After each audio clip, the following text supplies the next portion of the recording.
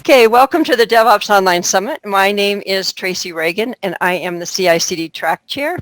And today I am with an amazing speaker, someone I met because he created something called the Jenkins Templating Engine, which I'm a fan of, Stephen Terrana. He's going to share some insights around things that he is passionate about, which involves how to do pipeline templating and lessons learned from enabling CICD for microservices.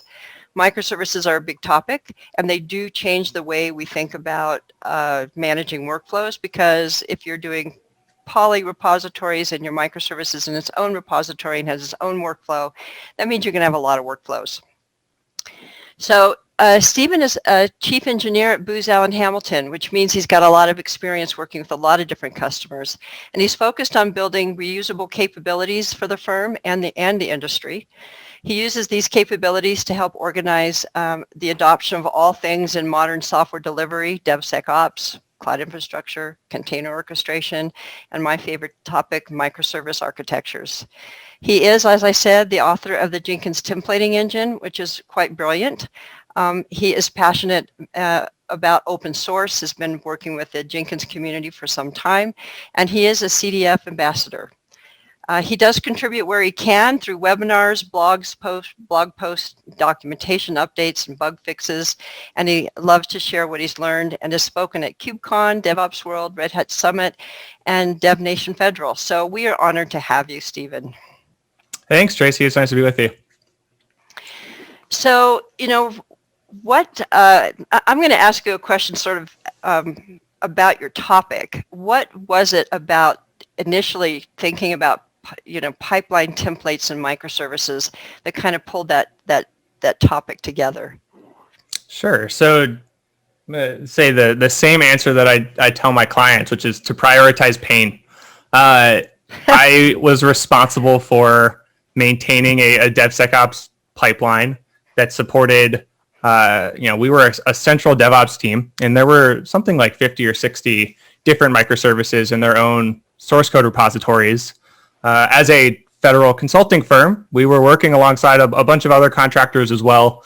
So you had 50 or 60 repos being built by 5 or 6 different systems integrators that all wanted to use the same generic pipeline. And when I arrived at the scene, we had 2 750-line Jenkins files. And the only difference between the 2 files was 5 lines of code for whether to use NPM for unit tests or Java for unit tests. And those files were copied and pasted across all 50 or 60 repositories, which, to be fair, is sort of how CI/CD tools in the industry want you to do it. You define pipelines on a per application basis. But as an engineer, anytime I'm copying and pasting something, there's a voice in the back of your head that says there has to be a better way to do this. So at the time, JTE, spoiler alert, did not exist yet.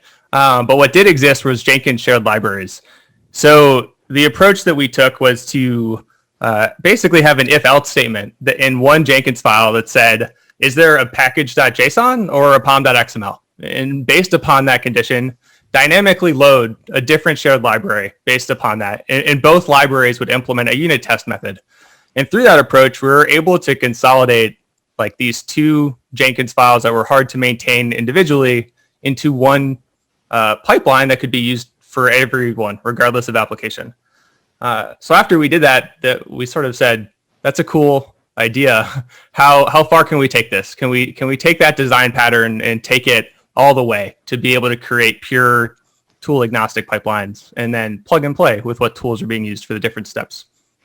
So it sounds kind of like what you're saying is, and this is going to be really apparent when people start doing microservices, is that an imperative approach basically to CI/CD tool may be the wrong way to solve the problem.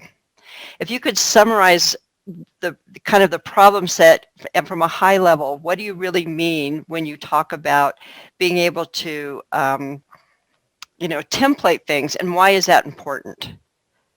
Sure. So let's talk about all the pain that it causes to do it the way we do it today. And it all comes down to 2 main things. The first is that you have to duplicate your pipeline definition for every single microservice.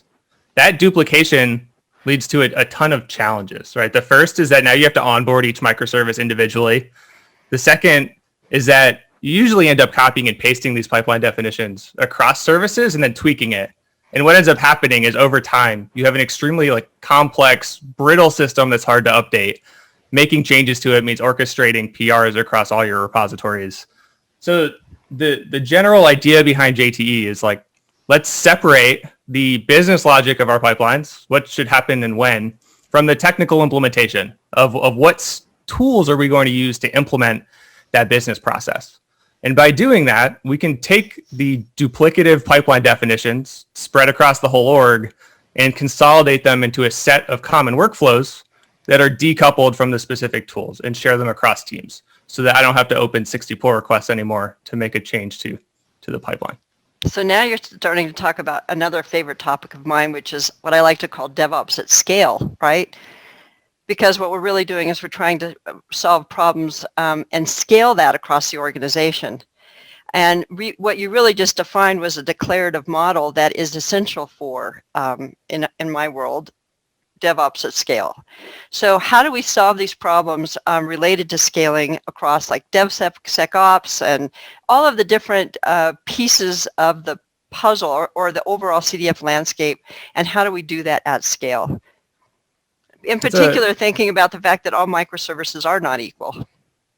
It's a great question. So I've got a couple of thoughts there. The first is that the problem I described of having 60 microservices and a bunch of different teams working on the same system, that's one project at Booz Allen Hamilton. There are hundreds of projects that are doing this. So another aspect of what we were trying to solve was, why are we starting from scratch every time a new project kicks off to go implement a mature DevSecOps pipeline? The 15 lines of code it takes in Jenkins, at least, to do static code analysis with SonarQube does not change from project to project, right? There might be a different SonarQube URL. You might have different organizational thresholds for code quality or security, but the pipeline code is undifferentiated. So when we talk about scale, one of the added benefits, aside from the compliance and governance aspects, is the fact that now through JTE's approach to these libraries, we also have building blocks that you don't have to start from scratch anymore. So one of our goals was people should be able to configure their pipelines instead of building them from scratch. We can leverage the fact that it's all the same logic and tool integration glue to accelerate pipeline development. And you're starting to see that trend across tools more than just Jenkins, right? With Tecton Hub and GitHub Actions. I'm definitely seeing a trend in the industry of modularizing our tool integrations into just bite-sized chunks that you pull into a broader, pipeline. Yeah, it's why I've always been, when I first saw the JTE, I became an immediate fan. Tell us, you work with a lot of different customers, and in general, we think about standing up a CD pipeline can take a long time. When you use the JTE, tell us a little bit about the difference between using the JTE to get it done versus declaring it, going through it in an imperative way and defining it. How has it impacted how quickly you can stand up a new pipeline? So I'm gonna asterisk this with, I wrote JTE. So let's use that as a caveat. But I'll give you an example. A couple weeks ago, within Booz Allen, we had an internal event where 40 people from across the entire company came to participate in an internal hackathon. The Jenkins Templating Engine is the core of a larger project we call the Solutions Delivery Platform, which also it's JTE plus a bunch of libraries we've already created. Those 10 teams all had a common, is a software factory approach. They all used JTE for a common pipeline. They were all deploying to Kubernetes and building microservices. The time it took me to build a pipeline for all 10 teams for this event was 7 minutes. That is outstanding. Because we already have the libraries for how to do a deployment with Kubernetes. We have libraries for all the stuff we were going to do. So the development really comes from what are the new tool integrations I need to do? And the theory here, like all great open source, is that the more people that use it, the more integrations we have and the faster it goes. So it's dramatically accelerated how quickly we can do this. It takes longer to have the conversation with the development teams up front around this is the branching strategy you should use so that the pipeline understands your workflow than it does to actually build the pipeline that maps to that branching strategy and integrates the tests. That's a pretty outstanding statistic. 7 minutes. Really? It is. That doesn't account for learning curve. So let's I be get fair it, and say it's going to take a day. Once you've got it down, if you're working for a larger organization that's trying to build out these pipelines, in an earlier call we talked about the idea of a continuous delivery engineer. That continuous delivery engineer could crank out some pipelines pretty quickly with the JTE. And continuing the conversation about scale, large organizations, if they're using JTE, can develop these inner sourcing contribution models where it's not just one person working on these libraries. You should have, should very opinionatedly, but you should have a central team managing your tools that curates the quality of these libraries. But engineers across the organization should be able to open pull requests and fix this. And now you have a portfolio of Legos that you can use for your pipeline that are continuously expanded upon. So if instead of putting in a ticket to get a new ticket created or a new tool integration, it's submitting a pull request with a new library, and you're already inheriting the organizational pipeline, yes. Right? And related to that is, in my corner of the world, there's something called continuous ATO. So if you are a system in the government, you need what's called an authority to operate in order to go to production. And those take 6 to 18 months to get. I mean, it's a ton of security controls, docs. So continuous ATO is the modernization of that process so that with every change of code, you're able to run the right security scans and generate the right documentation to maintain your authority to operate and continuously be compliant. And what JTE has done is, there is a huge difference between saying everyone has to do container image scanning and then relying on everyone to go do that in their pipeline versus saying you're inheriting a pipeline that has container image scanning, but you get to tell me what build tool you want to use. And there's a huge difference there between inheritance of best practices and compliance as opposed to, relying on everyone to do it from the bottom up. So let's now really get into the meat of this discussion. How does microservices really change? Think about it, monolithic, and you probably built this originally for monolithic, and now you're adapting it to microservices. How do microservices really disrupt the process, and what are you seeing in terms of how the pipeline's changing? Yeah, so microservices were really the impetus for this being necessary. Right, when you had a monolithic application, it was okay if you built a bespoke pipeline for that one application because you were probably not going to change it again. You were gonna hack on this monolith for the next 5 to 10 years. But with microservices, like there could be 13 new ones next week. You don't have the time to be constructing snowflake pipelines for everybody. So that what microservices have done in my mind is really force you to commoditize what your CICD pipeline looks like. When I started in the industry some time ago, the DevOps idea was like developers are going to do everything. They're unicorns. They're going to learn these DevOps tools. They're going to learn how to build their apps, and they're going to do it all. And that's unrealistic. We can't afford to pay people that are good enough to do all of those things at the same time. And it shifted to now we have core teams that are managing their tools and enabling continuous delivery so that developers can focus on what they do best, which is building, writing applications, and delivering business value. So those core DevOps teams, they can't scale across an organization. If you have to scale your tools team linearly to support the number of apps you have, it's a very bottleneck constrained process. So you need something like, if not JTE, something like it that can commoditize how quickly you can pump out a mature pipeline. And just give us a sense of what you're seeing in the market in terms of when teams start decomposing these applications into microservices. Give our audience a bit of a perspective of how many microservices that might turn into, which means that could be that many different workflows if you're dividing it up. And talk to us a little bit about what you're seeing in terms of a monolithic repo or a poly repo and how people are addressing that change and how it's associated to the pipeline. Sure. So let's start with the number of services. So there are a lot of different takes on this one. What I've seen, you've got the two ends of the spectrum, right? Where you sort of have maybe 2 or 3 back-end microservices and a front end, all the way to the very extreme end of the spectrum with something like, I don't know, Uber or Netflix, where you've got thousands of microservices going on. What I see most often is sort of a Goldilocks middle.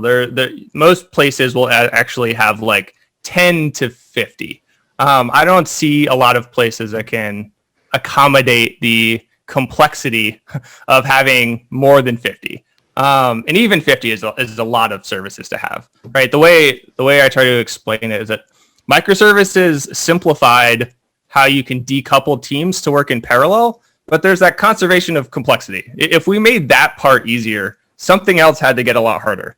And what got a lot harder was how do you run and observe and monitor and deploy and track these microservices across the organization, which is why, even though there's not a technical constraint on how many you can have, there's tooling constraints on what are you operationally mature enough to handle, because, now you need to worry about things like distributed tracing and monitoring and observability across this entire tool chain. And it's a very hard problem. It is a hard problem. It completely is a hard problem. There was a second half of your question. The second half of the question was about how are people staying in a monolithic repository and trying to manage microservices in monolithic workflows, or are they breaking the microservices up with a poly repo and individual workflows?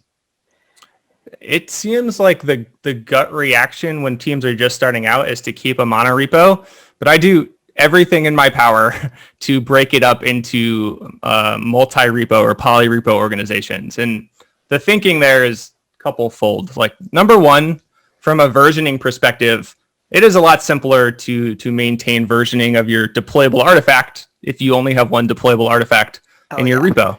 So now your branching strategy is, Git flow is how you can track what version of code is in which application environment and what's a release mean. And then the second is the pipeline tooling is not there yet for mono repos, right? Like, you get a webhook when you change your code, and that's going to trigger a workflow. If all of your code is in one repo, you're triggering the same workflow, which means you've got two options, which is have a slow pipeline, which does everything all the time, or invest a ton of energy into trying to figure out what just changed, and then what downstream dependencies do I have to do in my pipeline to account for that change.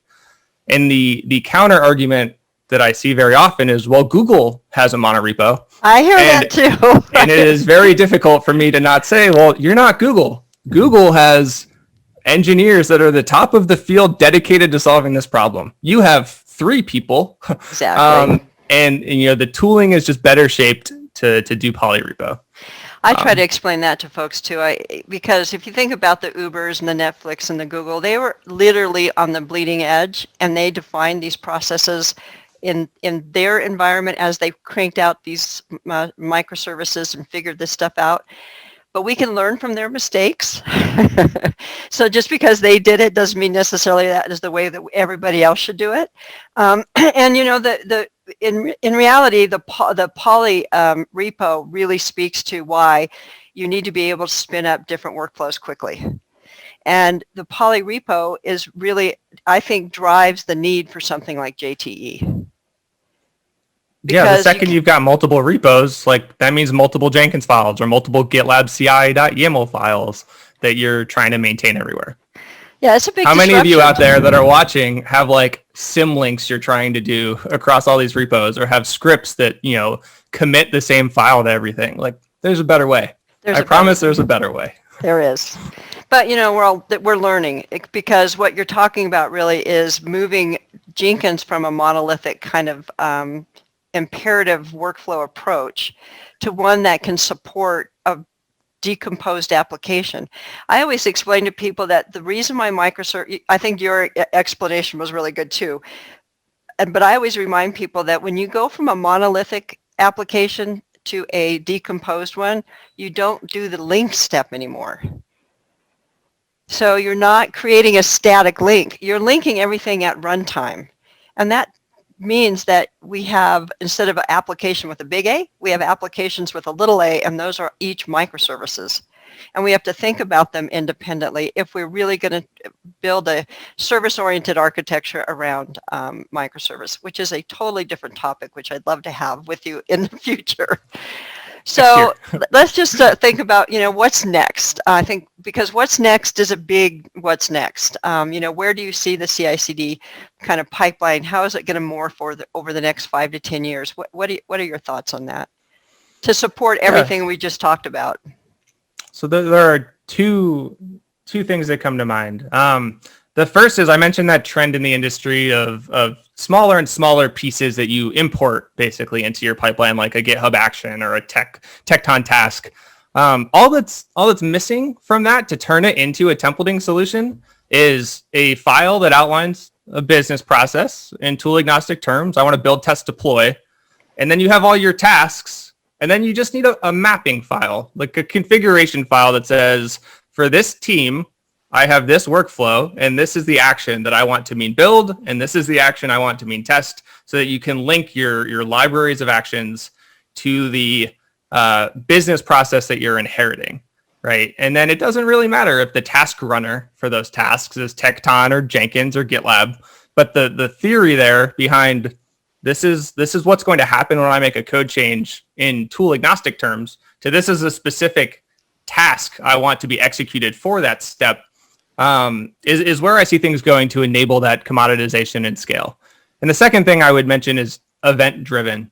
When I have a task or an action or an event that I built a container image, that should just trigger the next action, which is I want to do container image scanning, right? And then once that's secure, it can trigger an action which says I want to do a canary deployment on Kubernetes and monitor that. So even better than procedural pipelines would be the registration of here's all the stuff I want to do and which tasks have dependencies on which other tasks, so that you end up with a more, I guess, implicit, to use the nerdy words, directed acyclic graph of this is all the stuff that's going to happen. Like each thing I do triggers a series of validations that need to take place. If I changed code, I need to make sure that static code analysis passes. If I updated my dependency file, I want to make sure that application dependency scans were run to make sure I didn't pull in vulnerabilities to my code base. So I think there's some opportunity in the industry over the next 5 to 10 years to mature the way we think about triggers to get to a more implicit CI/CD landscape. And I think your view, so if you work for just a single organization, you're out there solving problems for your customers.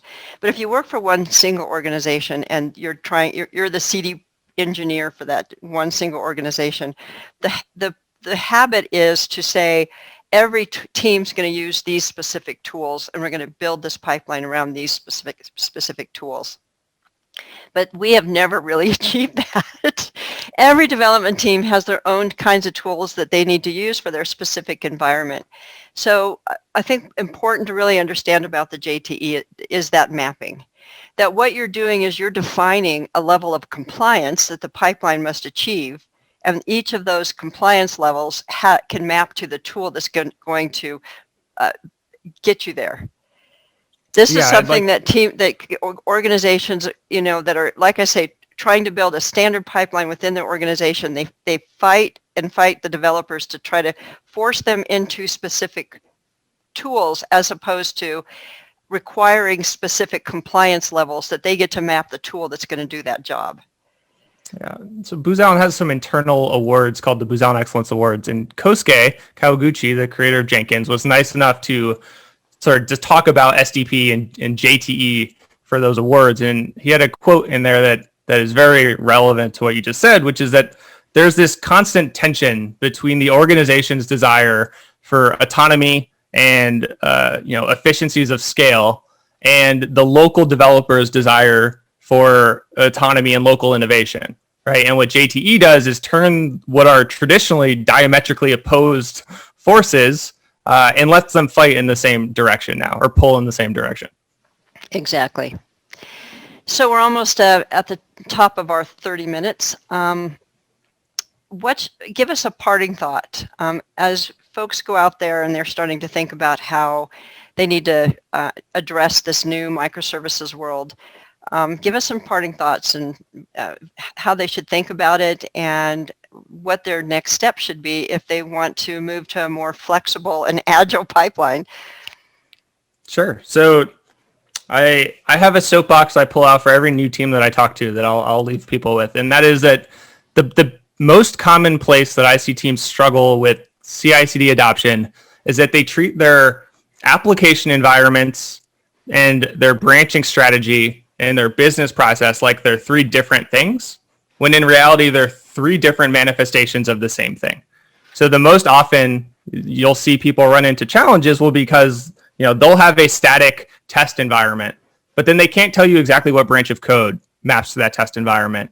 Or they'll have a business process that requires an approval, but then the pipeline doesn't reflect that, or you have to figure out a way to put a block in your pipeline to do it. So my biggest advice to people is to sit down and map out what does it take to get code from your laptop to production, and then make sure that the way you collaborate in your code base lines up with the triggers that are going to take place to do promotion and validation, so that it lines up with the business process and lines up with the application environments where you're doing testing. If you have a lack of cohesion between those three things, you're going to run into friction that makes it really hard.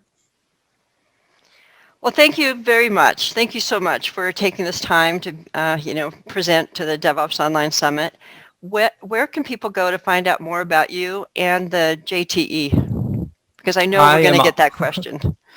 I am on the Twitter. Feel free to find me at Steven_Terrana. For JTE, Jenkins has a Gitter channel. We have a Gitter channel in there. You can feel free to open a GitHub discussion or issue. There's a docs site that we can point to. If you Google Jenkins Templating Engine, you'll find a bunch of links to our documentation site where we've got learning labs and obviously docs. So yeah, feel free to reach out. And is there a separate repository under Jenkins and GitHub that they can look for? Yes, so it's Jenkins CI is the Jenkins CI org, and then it's the templating-engine-plugin. So feel free to go star the repo. It makes me feel good. Great. All right. Well, thank you very much. This has been a pleasure, and I look forward to hearing more about the JTE in the future. Thanks, Tracy. Bye-bye.